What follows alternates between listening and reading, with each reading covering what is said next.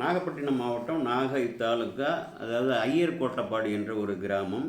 அதில் ஸ்ரீ சிவகாம சுந்தரி உடனமர் சிவலோகநாதர் சிவாலயம் மிகவும் சிதிலமடைந்தது. அதாவது சுற்றுச்சுவர்கள் எல்லாமே அற்று போய், சில சன்னதிகளும் அற்று போய், மூலவர் விமானமும் ஒரு அம்பிகை விமானமும் மட்டும் இருந்த நிலையிலே அதை எடுத்து மீண்டும் அந்த கிராமவாசிகள் புனரமைப்பு செய்கிறார்கள். சென்னையைச் சேர்ந்த ஒரு ஒரு பிராமண அன்பர், அவர் பெருமளவு அங்கே பின்பலமாக இருந்து அந்த மக்களை இயக்கி அவர்களுக்கு உற்றவாறு உதவி இந்த மிகவும் சீர்திருத்தி இந்த கும்பாபிஷேகம் நடைபெறுகிறது. அந்த விமான பங்கல் பாலசாபன விழாவிற்கு என்னை அழைத்திருந்தார்கள். நான் அங்கே சென்றிருந்தேன். இப்பொழுது 8ஆம் தேதி 8/6/25 ஞாயிறு காலை 7:30 மணிக்கெல்லாம் அந்த கும்பாபிஷேகம். அந்த ஊர்க்காரர்களே கொண்டு வந்து கொடுத்தார்கள்.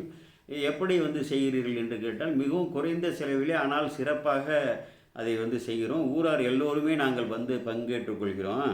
இங்கே கோவில் திருமாலம் சிவாச்சாரியார், தியாக மாதுபுரீஸ்வரர் சிவாச்சாரியார் என்பவர் தான் சர்வசாதகம் என்றார். ஒரு அற்புதமான சிவாச்சாரியார் மரபில் உள்ளவர்.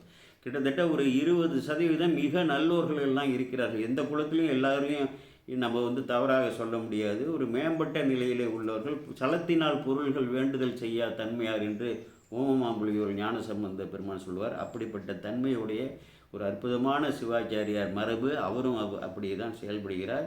அன்பர்கள் கலந்து கொண்டு